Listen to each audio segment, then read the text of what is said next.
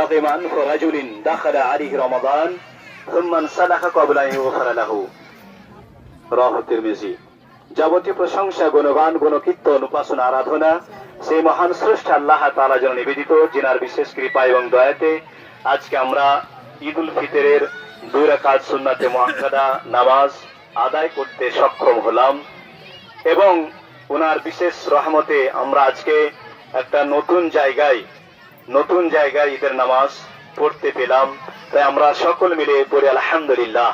এবং তারপরে পরে আমাদের ধর্মের গুরু, কর্মের নেতা সাইয়্যিদুল মুরসালিন খাতামুন নবিয়্যিন নবিয়িনা মুহাম্মদ, তিনার প্রতি শত শত দরুদ ও শান্তি বর্ষিত হোক। সকল মিলে পড়ি আল্লাহুম্মা সাল্লাল্লাহু বারিক আলাইহি।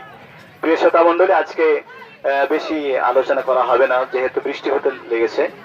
খুবই সংক্ষিপ্ত ভাবে আপনাদের সম্মুখে যে কোরআনের 2টি আয়াত পাঠ করেছি, প্রথম আয়াতটা সেটা আল্লাহ তাআলা ঘর নির্মাণ সম্পর্কে আয়াত।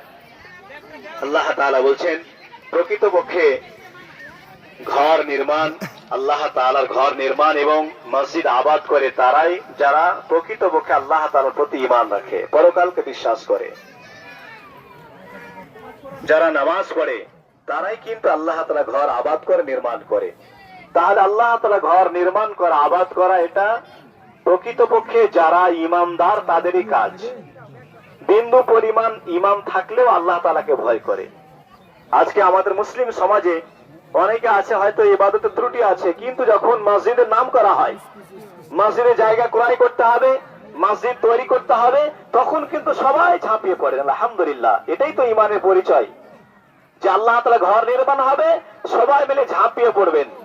কারণ এখানে আল্লাহ তাআলাকে ডাকা হয়। আল্লাহ তাআলার ঘর মানে এটা ছোটখাটো বিষয় নয়। মানুষের ঘর, আল্লাহর ঘর অনেক পার্থক্য।